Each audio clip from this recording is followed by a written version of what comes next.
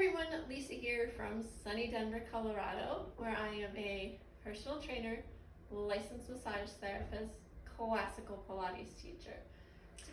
Today I'm going to show you an exercise on the high chair that I like to use with my students who are golfers, runners, have one side dominant sports that they play.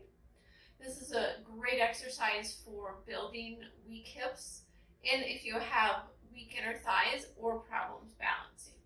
So bring your knee to the backboard, your foot is on the diagonal angle there, other hand is on your hip, and simply float your leg up to the top and lower it back down.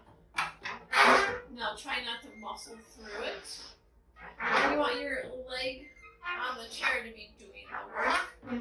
One more time. And lower it back down. Come all the way off.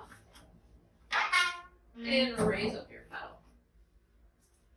So if you happen to be in the Denver area, or you would like a virtual lesson if you have some apparatus at home, reach out to us on the description box below. That'll link you to my website.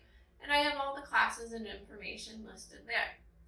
These are great exercises if you have a high chair at home and want to incorporate the going outside into your repertoire. It's a great exercise for you, unless you have any hip or knee problems.